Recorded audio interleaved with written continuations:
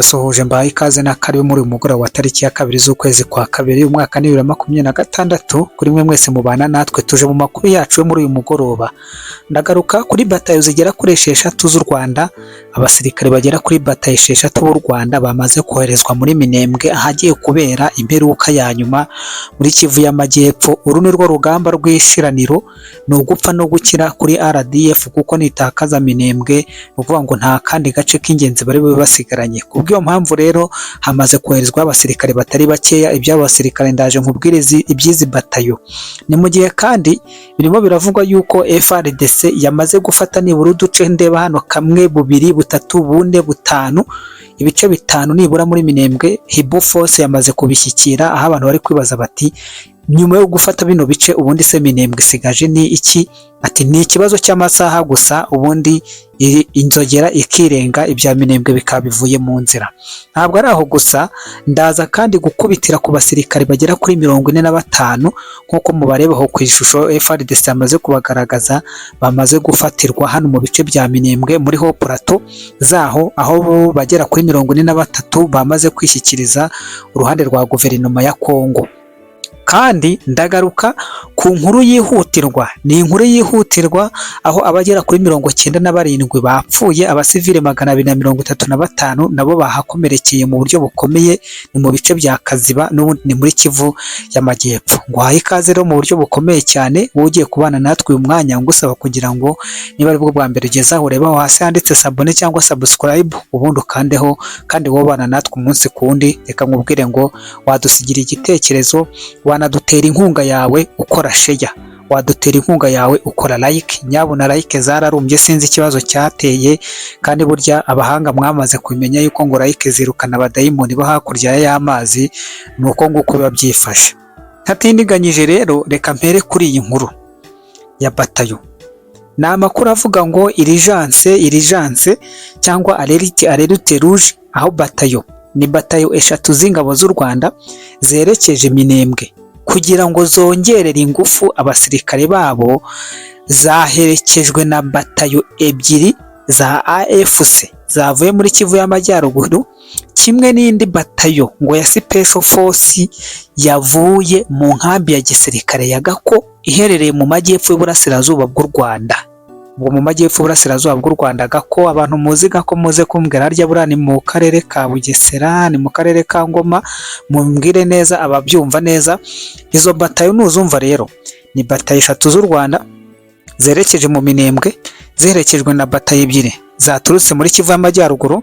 Ubwo zose hamwe zikaba zibaye 5, ukongeraho na batayo 1 yaturutse muri Kivu, yaturutse mu majyepfo y'Uburasirazuba bw'u Rwanda, ariyo batayo ya 6. Ari byo mbabwira ngo Minembwe igiye kuberamo ikintu cyitwa ikotaniro, hagiye kuvuga isasu, hagiye kwaka umuriro wa wundi wakataraboneka. Ni ku rundi ruhande ariko amakuru ava Minembwe aragira ati kuba abazi kariya gace ka Minembwe neza, niba ugenzura Muriza, ukagenzura Gakenge, ukagenzura Karingi, ukagenzura Mikenge, ukongeraho na Rwitsankuku, hasigaye iki kugira ngo Minembwe Hibu Force iba yayifashe? Nta kindi gisigaye kugira ngo Minembwe yigarurirwe.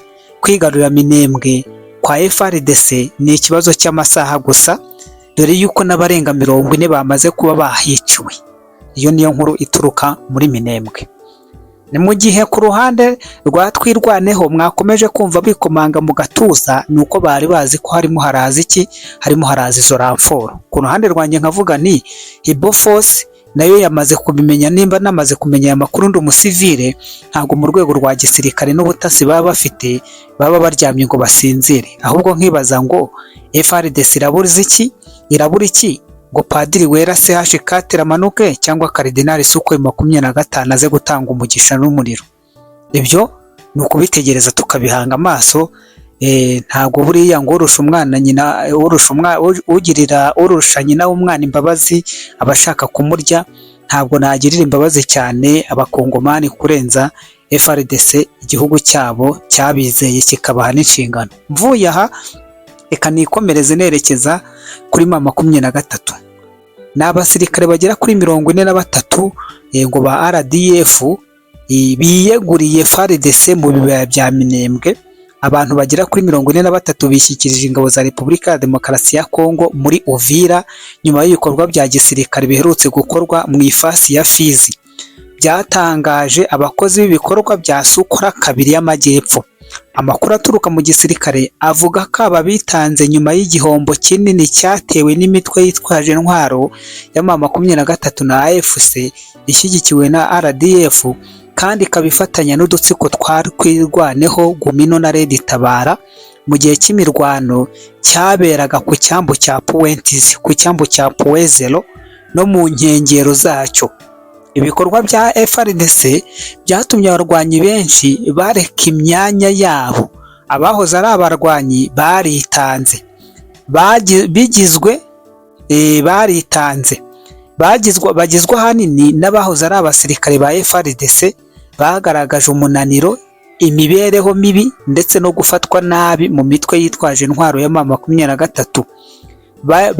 Bashyikirijwe icyicaro gikuru cya Uvira. Batanze ubuhamya bw'amakuba yabaye mu mutwe w'inyeshyamba. Umuvugizi w'ibikorwa bya Sukora kabiri y'amajyepfo ya Kivu, Lieutenant Mbuyi Kalonjirigane wa kabiri, yongeye gushimangira icyemezo cya FARDC cyo gukomeza ibikorwa byo guca intege ingufu mbi kugeza igihe bashiriye, mu gihe yahamagariye abandi barwanyi gushyira intwaro hasi. Abayobozi b'ingabo bemeza ko batahutse batazitabwaho hakurikijwe inzira ziriho, ahubwo hagomba kuzakurikizwa itegeko rya gisirikare nk'uko ribiteganya. Urebye ni iby'iyo nkuru y'abantu bagera muri 45. Indi nkuru yihutirwa muri aya masaha y'umugoroba ni inkuru ituruka muri Kaziba. Kaziba ni muri Kivu y'Amajyepfo.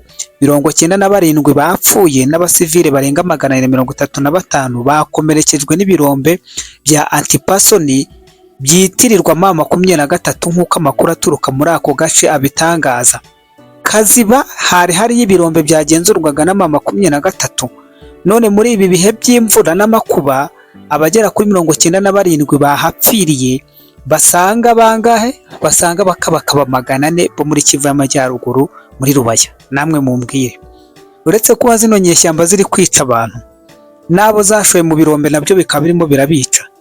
Nabwira abakongomani nti uzi ubwenge nakurema ke Karenge. Iki ni ikimenyetso cy'Imana simusiga cyemeza yuko M23 yaravumwe. Ni nayo mpamvu n'abari gukorana nayo mu nyungu zayo barimo barabihomberamo, abandi bakabisigamo ubuzima. Nk'uko amakuru aturuka mu ishyirahamwe ry'ibanze akorera muri kariya gace abitangaza, ngo imidugudu myinshi yibasiwe n'uko hari ibirombe byinshi bya mine byashyizweho n'inyeshyamba za M23 ku nkunga ya RDF. Ibi bikoresho biturika ntacyo bitandukanya kandi bikubita bidasubirwaho abantu bakuru ndetse n'abana. Umuturage wo muri ako gace agira ati, mu byumweru hafi 2 ntitwatinyutse kuva mu ngo zacu hafi buri munsi twikanga ko umuntu yapfuye nyuma yo gukandagira mu kirombe. Ntabwo ari ibirombe, ahubwo ni uguturitswa na mine. Yego, uyu nguyu yanditse nabi, ntabwo ari ibirombe, ni mine zaturikanye abantu bagera kuri 97 235 bose bahita bahasiga ubuzima. Yego, ngo hafi buri munsi twikanga ko umuntu yapfuye nyuma yo gukandagira mine. Abaturage babaho bafunzwe, bamugaye kubera ubwoba. Mu gihe umubare w'abantu ukomeje kwiyongera, abaturage barasaba ko byihutirwa kugira ngo hacukurwe amabuye, hacukurwe ibi mine cyangwa hatabururwe zino mine zatabwe n'izi nyeshyamba za M23. Kurengera abaturage no gufasha abahohotewe ni inshingano ya guverinoma ya Repubulika Iharanira Demokarasi ya Kongo.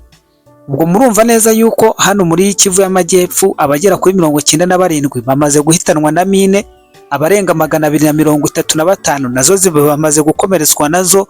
Urumva yuko ibintu ntago byoroshye. Ndasoreza kuri iyi nkuru aho Perezida Faci Beto yamaze kubahura na mugenzi we wa Etats-Unis Arabe, aho bamaze kuganira ngo imbona nkubone. Bashyize umukono ku masezerano n'isinywa ry'amasezerano y'ubukungu ndetse n'amasezerano 3 y'ubwumvikane ajyanye n'ubucukuzi bw'amabuye y'agaciro, ubwikorezi na diporomasi. Ibyo bikaba ari intambwe nshya mu gushimangira ubufatanye bw'ibihugu byombi, aho navuga ngo ibya Kigali byo birimo biragenda bijya ahaga, uretse Imana yo mu ijuru nyine nk'uko perezida yari yabivuze akavuga ati ubu namaze kwisunga Mariya n'umuhungu we, nta yandi mahitamo nsigaranye.